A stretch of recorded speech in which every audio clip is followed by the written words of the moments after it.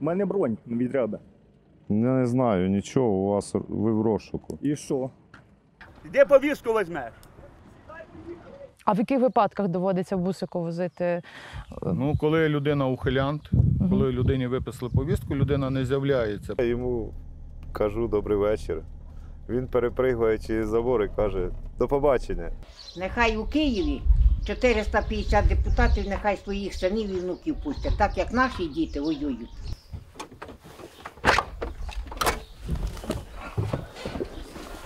Сам підійшов до вас. Добрий день. Показуєш УПД, що ти був, а вона каже, що ти вернувся, що тебе там не вбили. Що тебе там не вбили? Щоб ти тут всі пов'язки роздавав. Телефонують жінки і кажуть, що в мене чоловік ухилянт, ви можете його мобілізувати? Не бійся, я не з ТЦК, ця форма зароблена кров'ю. Хай воюють ті, хто вміє стріляти, як мінімум, це поліціянти. От ви, власне, працівник поліції. Як ви на ті елементи ставитесь? Є цих чоловіків ще валом дать, валом. А де вони? Ходимо. А то вони зараз будуть ходити вас тут чекати, поки ви прийдете.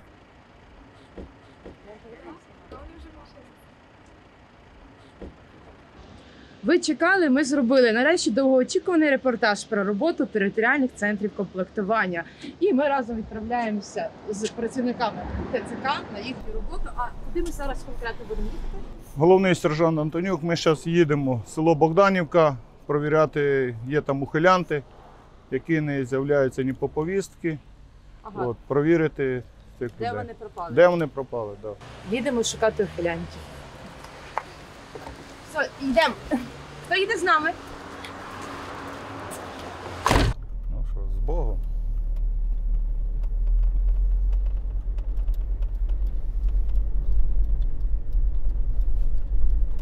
А загалом буває хвилювання перед виїздами на оповіщення? Бувають всякі случаї. Буває, навіть питались машиною збити. Вам машину збити чи побити? Збити, наїхати. А в якому це селі було? Ти стоїш впереді машини, просто спитати, хто він такий, і він просто їде на тебе. 3 дні назад мене задули з балончика. Вас? Так. Я написав на нього заяву. Я воював в 14-му році, потім пішов на контракт в 16-му. 17-й, 18-й. А потім, коли повномасштабна війна почалась, я пішов добровольцем сам. Як ви попали в ТЦК? Після поранення. Собрали перелом ноги, перелом руки, осколочне, на лице шрам. Сделали операцию на голове. Угу. Барабанная перепонка до сих пор в голове гудит. А не було варіантів? Поставили пластину в голову.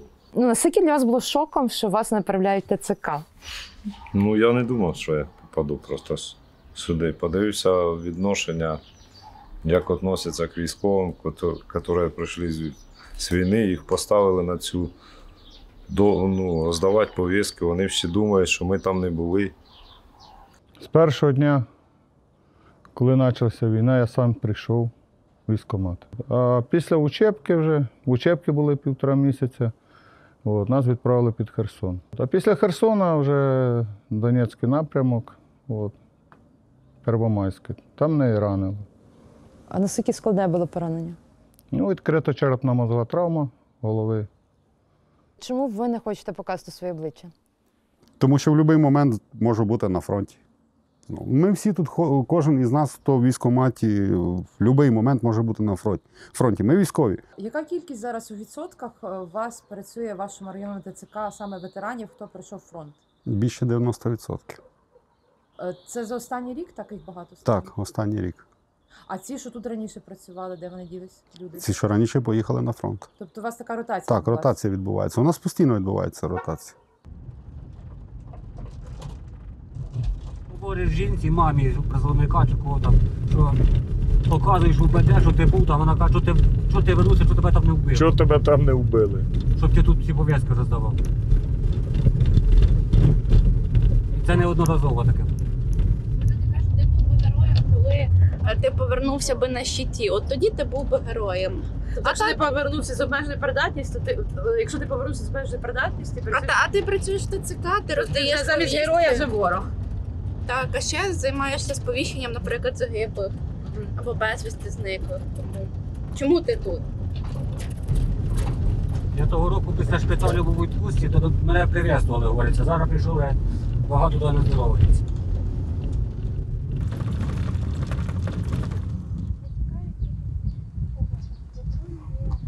Вибачте, це така процедура.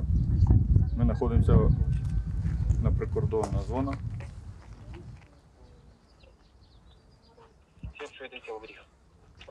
Ну, подивіться в оберіг.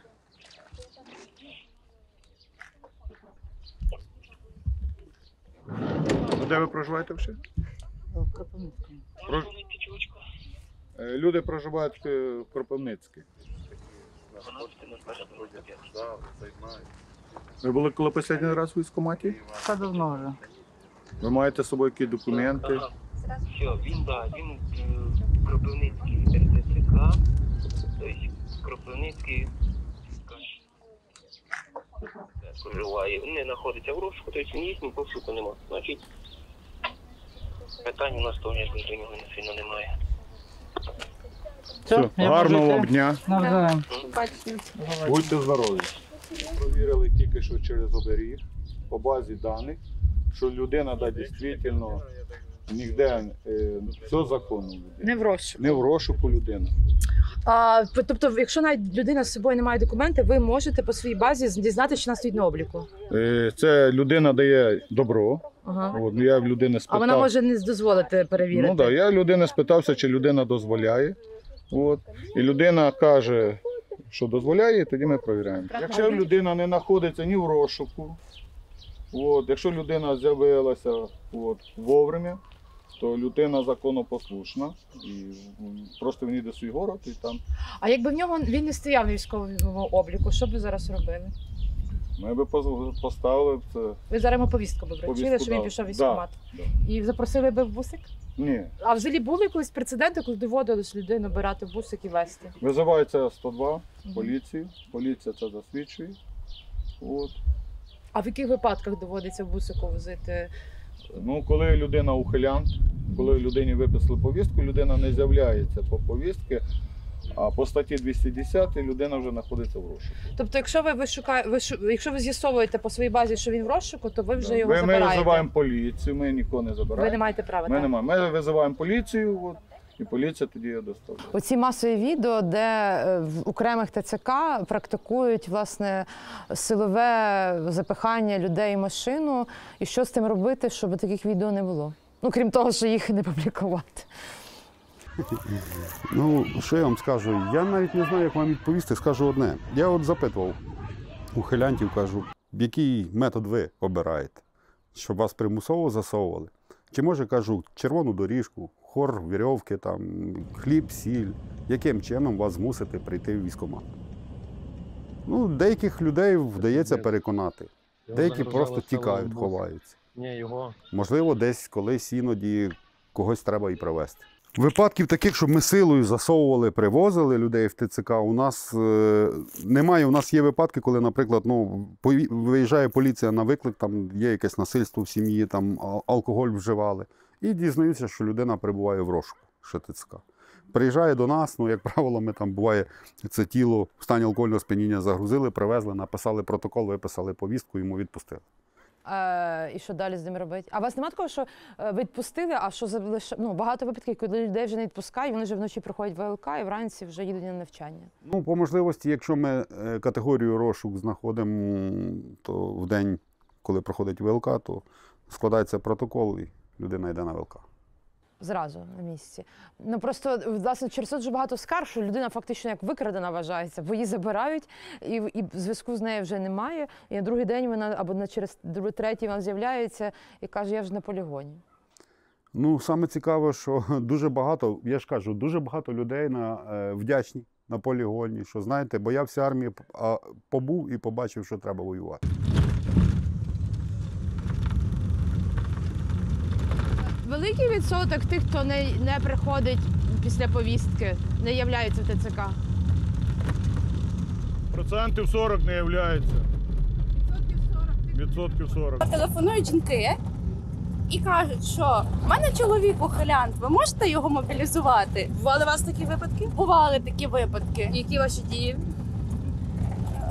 Ми не реагуємо на такі повідомлення, тому що такі дії є незаконними. Ми не працюємо по такій схемі. Але вам ж треба ухилянти, на їх знаходити, вам готові допомогти.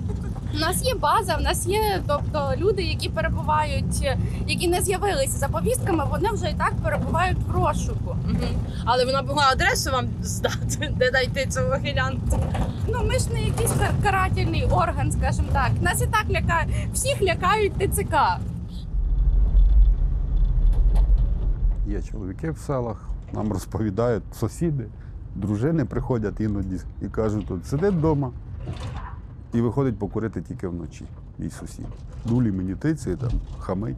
В який момент рік війни ви відчули, що стало критично важче працювати? Такий переломний момент, коли добровольці різко закінчились і доводиться оце шукати немотивовано. Напруга почалась така вже, ми зрозуміли, в мобілізаційній роботі після того моменту, коли от розповідають населенню по Ютубу, там, по телебаченню, типа Арестович і так далі, що ми за 2-3 місяці закінчимо війну, зараз готується контрнаступ, були добровольці, все було добре. Десь в період кінець літа, початок осені ми побачили 23-го року. Ні, 22-го року, верніше, першого року. Ми побачили, що вже починається, потуги. І потім воно тільки починає нарощуватись. Тобто це розслабленість населення, що ось ми переможемо, на вашу думку, дуже негативно я скажу, що вплинуло? політики самі трохи, вони породжували у людей сподівання різні, які не виправдалися. А є такий варіант, що людей, наприклад, куди ми їдемо, могли хтось попередити, що ви сьогодні будете, чи є якась така мережа, хто вистежує роботу ТЦК і повідомляє людей, щоб вони сховалися? В кожному селі создали групи свої. І вони одразу оповіщають, що заїхала машина. В магазинах одразу сповіщають продавці, що заїхала група. От. А старости, вони теж більше з людьми чи з вами? Тобто, бо старости теж можуть повістки ж вручати. Як в якому селі? Є допомагають, є не допомагають. В некоторих селах кажуть, що в мене син воює, а чого другі не повинні воювати? І кажуть, отам, отам, отам. Тобто є такі старости, кого син воює, то вони допомагають, вам вказують адреси. От одразу заїхав, сховався. Спереді їхав на мопеді, побачив машину нашу. Одразу заїхав і сховався. Бувають такі моменти, що, наприклад, в цьому місті похорони там, то ми туди не заїжджаємо, щоб не злити людей. Ой, щось Богдана Хмельницького назва.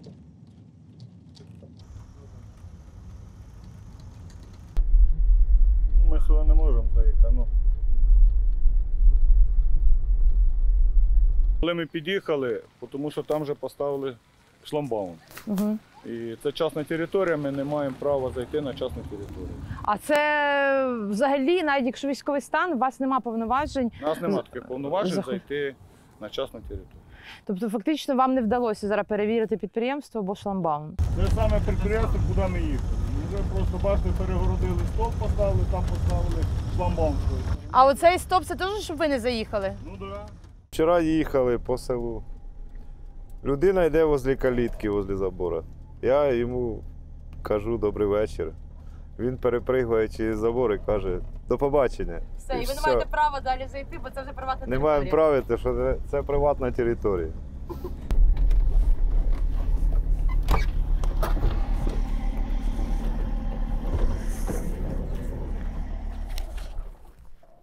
Доброго дня вам. Тульчинська районна військова комендатура. Головний сержант Антонюк, старшої групи. От. Скажіть, будь ласка, ви на військовому обліку перебуваєте? Директор школи. Директор школи. Є у вас якийсь документ, що засвідчує? У мене немає нічого. Знайдемо. А як звати вас? Віталій Ігорович. Дуже приємно.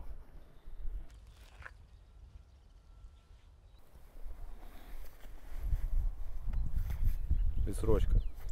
Всього гарного вам дня. Він на військовому обліку стоїть? Все у нього Так, добре? да, в людини відстрочка.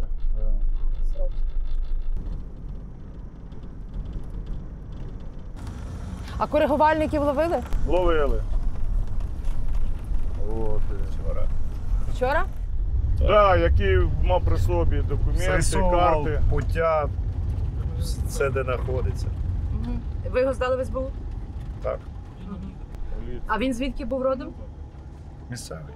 У нас люди є, які підписують повістки, потім відмовляються, кажуть, що це підробили, що це не їхній підпис. Тому ми зараз використовуємо бодікамеру для того, щоб підтвердити, що це саме людина отримувала повістку.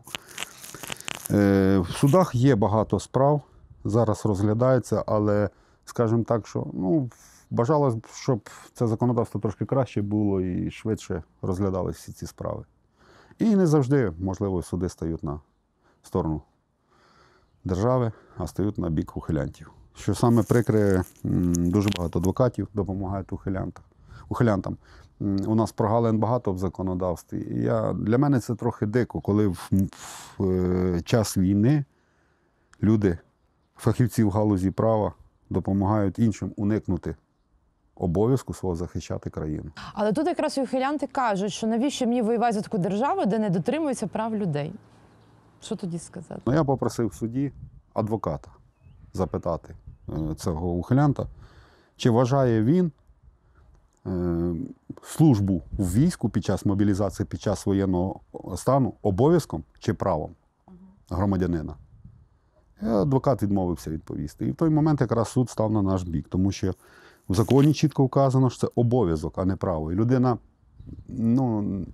не має права скористатися чи не скористатися цим, служити, не служити. Тут зобов'язані всі. Всі часи була мобілізація примусовою. Під час Другої світової війни, під час Першої світової війни. Я б з радістю не займався цією роботою, якщо б вони самі ходили в воєнкомат. Тому що, якщо вони думають, що війна їх не коснеться, війна може прийти навіть сюди. Люди теж закінчуються. А для тих, хто боїться йти по мобілізації, для кого повістка це означає, не знаю, відправка на фронт, вибір завжди є. Можете вибрати службу за контрактом, прийти у військкомат і вибрати собі спеціальність, вибрати бригаду, в якій ви хочете проходити службу. Ну, а якщо людина скаже, я хочу бути у вас поваром, а він скаже, а нам треба піхотинців, а не поварів. Ні, я вам скажу, що у війську потрібні всі. Тобто і повара, і водії, і будь-які спеціальності там можуть бути. От навіть стара людина була, йому там 55 років, він говорить, я вже не потягну службу. Я хочу допомагати, я добре розбираюся в електроніці, в машинах. Поставте мене в тил, і я буду вам машини чинити. Чи машини, танки, все, що скажете.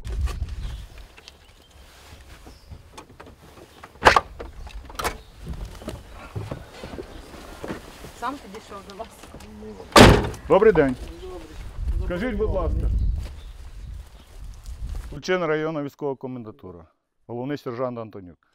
Скажіть, будь ласка, ви на військовому обліку перебуваєте? Так, ВЛК пройшов, заброньований в енергетиці. У вас є якийсь документ, який засвідчує вашу особу? Як фамілія ваша? З вашого дозволу ми провіримо вашу фамілію. Я бачу вас, я вас не ховався. А потім ви не ховались, не? У нас немає преси.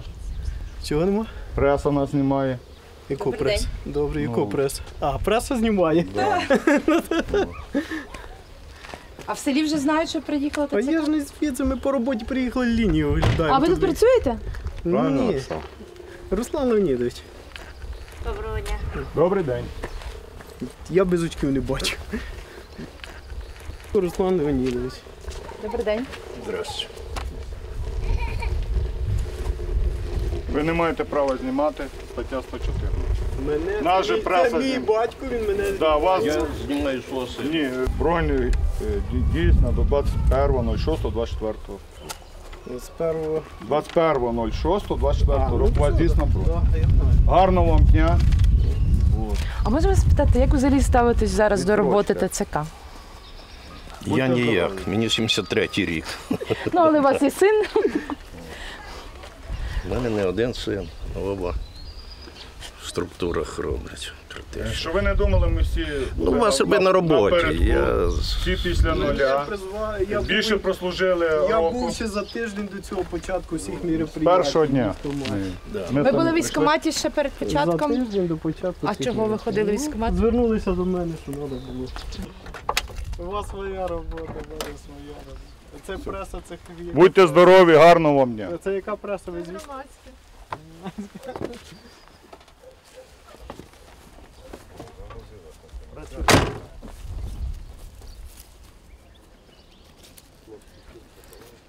Ви не маєте права оцінити роботу колег.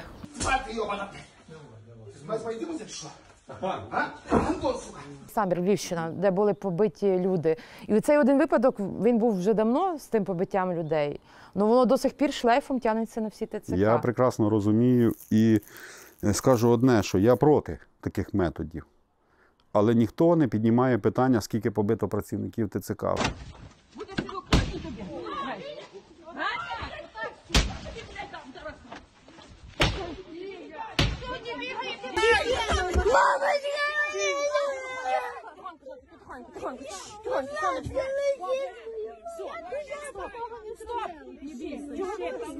Периодически смотрю ТикТок, и половина видео, которые выкладывают по ТЦК, если зайти, так вот, там половина вилажують всього лиш росіяни. І вони на це ведуться, люди, і просто бояться. А куча коментарів, що вилажують, ті ж самі росіяни. Це все, як сказати, пропаганда. От зараз всі, хто приходить з фронту, для суспільства це герої, їм дякують. Ви відчуваєте, що до вас вже нема ставлення як героя, бо ви працюєте в ТЦК, і ви стали фактично ворогом? Чи є таке відчуття? Чи все-таки відчуваєте вдячність суспільства за те, що ви були на фронті? Я знаю одне, у мене случай був, коли ми затримали ухилянта на машині, йому треба було вручити повістку. Ми машиною встали, говорять, повістку візьмеш, і ми тебе відпустимо. Не буду. І от ми стояли цілий час, люди носили ухилянту пиріжки і кофе, а рядом в машині сидять хлопці, які воювали по году, по 1,5, по 2. І люди вас І переконали? люди просто проклинали, просто із-за того, що ми в ТЦК. То старий. Не ваш клієнт. Далі їдемо в друге село. А як називається? Село називається Кирнасівка. Це по большому счету це буйне село. Буйне. Тут постійно скандали. Та нас вже слили, на машині приїжджав один. Фотографував, і вон там воно мужик сидить. За телефон хватився.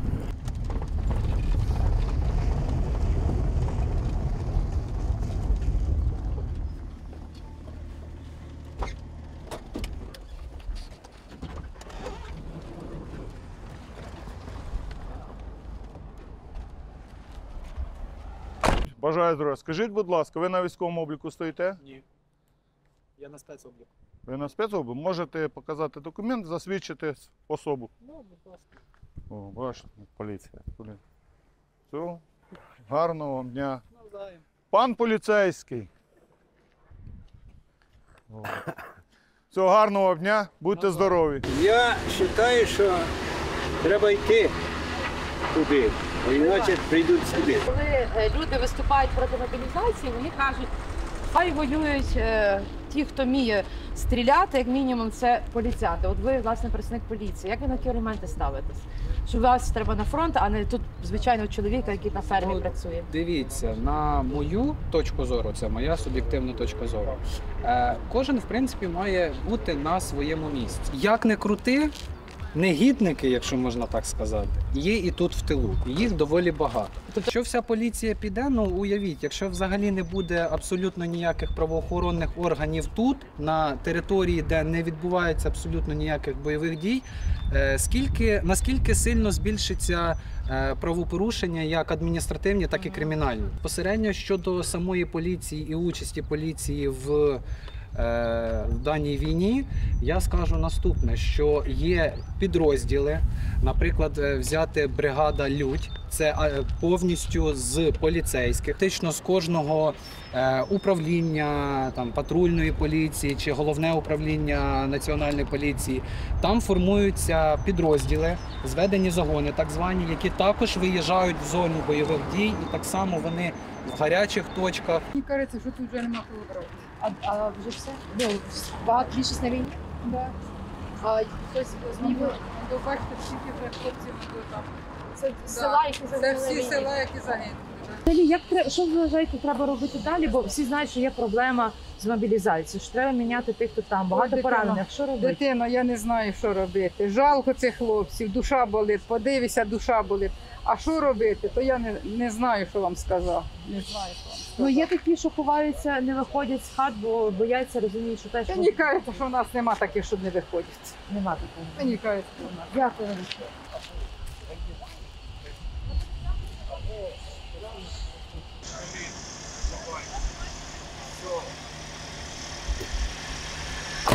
Кажуть жінки, що тут нема таких, хто ховається по хатах.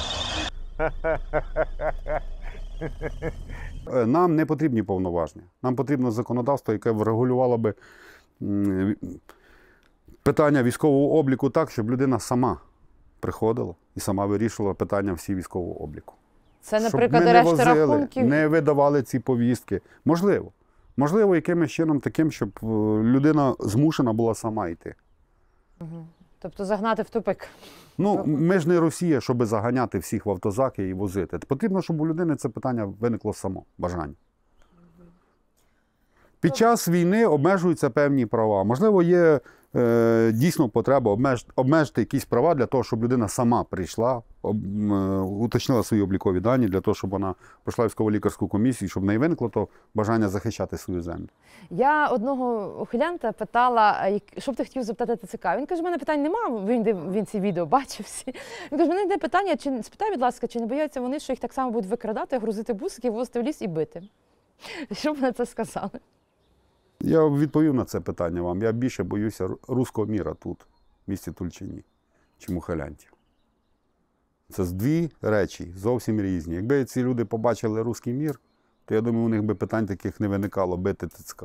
Ну, до речі, в Фейсбуці ж бачили, напевно, молитесь на ПВО і проклинаєте ТЦК, то або зніміть хрестика, або одягніть труси. Оце от одне то саме, тому що ТЦК, як би там не було, це хлопці з війська, або будуть в війську. І це частина людей, які забезпечують потреби Збройних сил.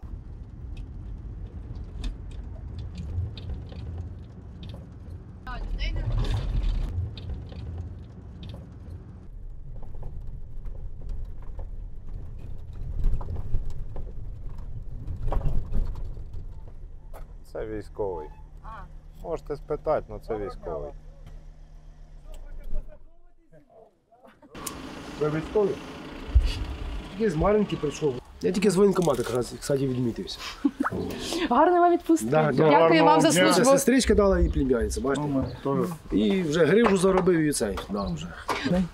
Що я можу сказати, що хто пішов, як я добровольцем, всі служать.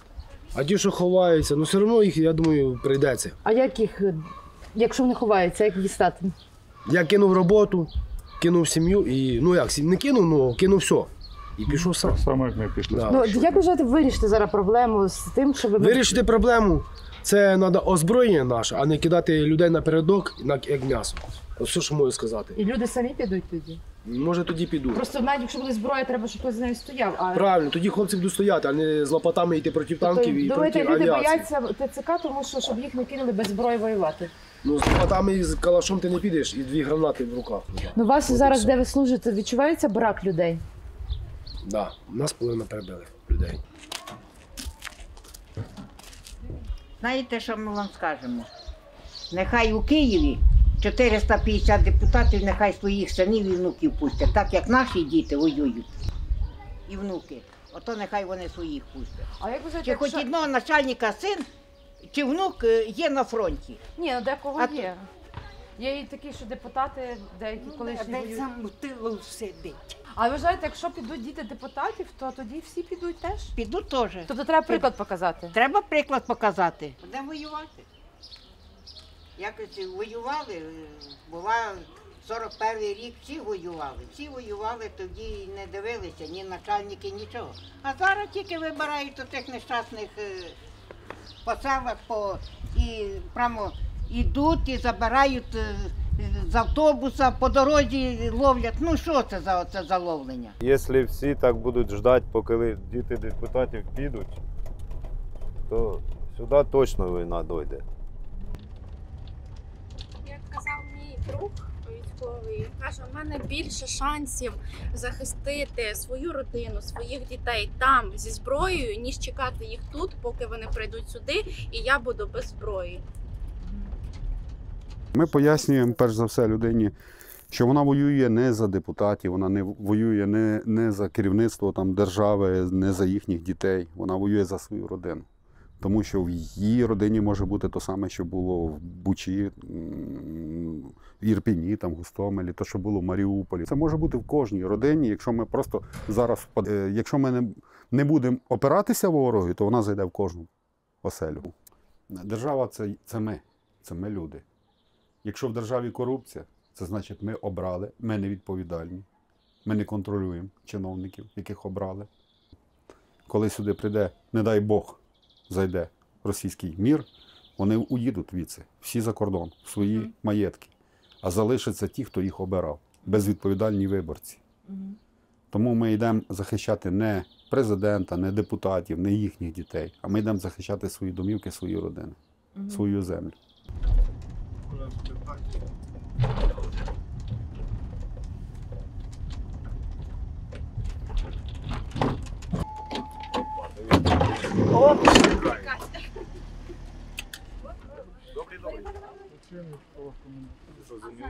Скажіть, будь ласка, ви на військкомові? Звичайно. Я поки на телефон знімати, йди туди.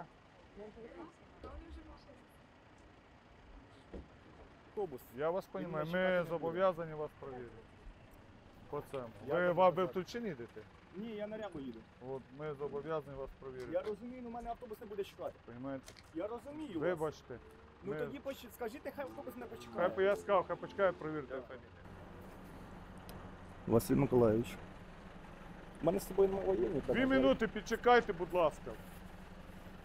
2-3 минути. Червоний. Я знаю, що червоний. У мене бронь від Ряби. Я не знаю нічого, у вас ви в розшуку. І що? Позвони на ТЦК. Позвони до п***я. Або ви направляєте автобус. Хорошо. Гроші? Да. А ці, що втекли, в них теж була бронь? Без поняття. Ні, у них не було броні. А, ви просто біля них стояли? У мене бронь є точно. Я можемо підійти. Василь Миколаївич, на даний момент Взагалі ви перебуваєте в ситуації, розшуку. Що робити, якщо немає, бракує чоловіків на фронті, роботи ТЦК всі незадоволені. Що робити в результаті? Ну, в результаті треба вирішувати питання, щоб війна закінчилась. Ну, А як її закінчити, якщо Путін, крім сили, нічого не розуміє? Я розумію, але, на жаль, я вважаю, що це також не вихід. Тому що гине дуже багато молодих хлопців. А вам не Потрібно вирішувати її якось там, на політичному рівні. Так. Тобто ви вірите, що Путін може якось дипломатично Ну, піти? хоча б потрібно пробувати. Ну, якось так. А ви не боїтеся, якщо з ним пробувати домовитись, то за той час, поки ви домовитесь, він йде і сюди? Олег, перевір, пожалуйста, людину. А якщо сьогодні Як фамілія? готові будете йти воювати? Тобто у вас є якась критична точка, коли ви будете готові йти на фронт? Ну, дивіться, я вам скажу так. Такої якби точки немає, ну взагалі я лише. Тобто, у мене батько другої години його немає на вірусі. І в мене просто є бронь. підприємств. Ви працюєте на критичній інфраструктурі. Я вам скажу так, страшно тим чоловікам, які не були в армії. Я служив також в ТЦК 3 роки, я там працював. Я був там, я знаю, що це таке. Той, хто там не був, ну вони просто не розуміють, вони не бояться вам. Ну, це не моя думка. Тобто, Так, моя думка така, хто хотів піти, вийшов там. А решта це безстроковий пошук. А решта це вже такі, знаєте, проблемні. Які не треба. Світиться в розшук, воно. Чекайте, зараз розберемося, що з вами робити. Або відпускайте автобус, або я не знаю. Ну, пускай їде автобус, пускай їде. Можна я вас фоткаю чи ні? Ви не маєте нас права фотографувати. Мені треба якесь підтвердження, що я на роботу не з'явився, розумієте? Вам випишемо, ми ж повістку випишемо. Що ви з'явилися на роботу.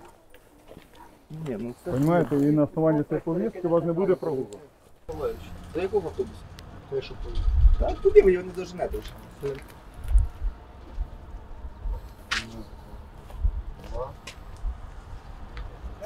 Не кричи! Не кричи, па, не кричи! Добрий день. Добрий день. А на роботу А ви батько? Да. Хто на роботу його везе? Злодежить зараз. А? Не кричи! Хто везе на роботу, я питаю? Не кричи, веди себе нормально. Що бородати? Які претензії? Та тихо, не кричи, пан, не кричи! Ну не кричи, не треба, ребят. Яка оповідомлення комат? Па, нас знімає камера, Отак. не треба. Хай знімає. Не треба. Я інвалід другої групи, в нього вже є отстрочка. Та я понімаю, я нічого зробити не можу, дивіться. Ну що? Він не доніс документи просто. Просто не доніс документи, а числився в розшук. Коротше, ребята, Пускай документи донесе і все буде Він добре. вже віддавав 20 разів документи. Я зараз підскочу, коротше. Давай, Він вже віддавав 20 поїхали разів. додому. Чекай, зараз поїдемо. Ну, не достали його, блядь, уже. Йолки-палки. Наче він один. А взагалі багато, ну я так розумію, вже бракує чоловіків мобіляційного віку чи ні? Тобто, що робити, я так розумію, що вже чоловіків взагалі не... Чекай! Чоловіків... Є цих чоловіків ще валом, блядь, валом. А де вони? Ходимо? А, то вони зараз будуть ходити, вас тут чекати, поки ви прийдете. Зараз поїдемо. Ну, взагалі, ви... Де повістку візьмеш? На вашу думку, як вирішити ситуацію з тим, що на фронті дуже велика проблема з людьми, їх нема? І де брати тих людей? Якщо Цих всіх людей валом є, депутати, блядь, є, там повний Київ цих є. депутати мають бронь. У нього теж бронь є, чого його дергають? Що в Так нього бо бронь? тому, що він не явився, Не так явився. показали, що... Чекай, в нього теж вже бронь є, вже третя бронь, блядь.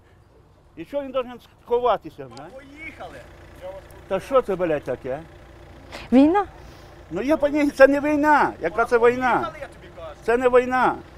А що це? Це я сам не знаю що. Це одним війна, блядь, а другі сидять по домам, блядь, і...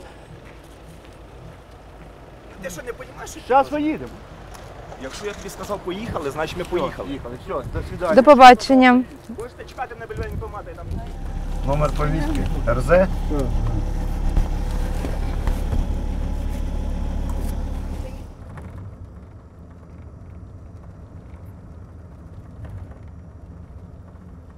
Ви після таких конфліктних ситуацій, коли хтось роздратований, хто там батько цього чоловіка там матюкається, у вас стрес, чи ви вже не реагуєте, чи все-таки для вас це стрес? Стрес, вже давлення.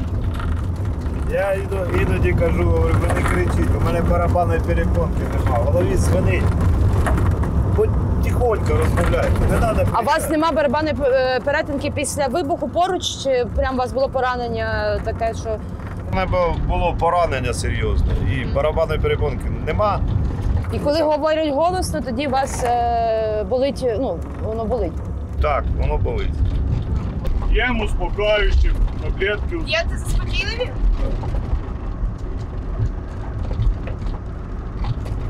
Таблетки від давлення кожен день. Ого. Це ще спокійний сьогодні день. Так, ну так, спокійний день, бо ще тільки один матюкався, і то не призовного віку. Там фізично важко, а тут морально важко працювати. От в цьому і різниця. Вже хочеться поміняти на фізичну втому, моральну втому. Ви би хотіли повернутися на фронт, якщо у вас би був вибір, Так. але тут ви не маєте права вибору. Пані адвокат одна написала скаргу, була на мене за те, що я не приймав документи якоїсь людини на вулиці. Вона написала на мене скаргу, я їй подякував, бо в той момент я вже мав відношення в бойову частину. Зустрів і кажу, щиро вам вдячний, бо, можливо, ваша скарга підштовхне рішення керівництва відправити мене десь на фронт. Що вилажують тіктоки, нам не обідно, яких перевели після поранень, ТЦК служить, вилажують отакі от фотографії. Це шеврон. Не бійся, я не з ТЦК, ця форма зароблена кров'ю. Ага. Ну, у вас теж форма зароблена кров'ю. Емоції які? Немножко обідно.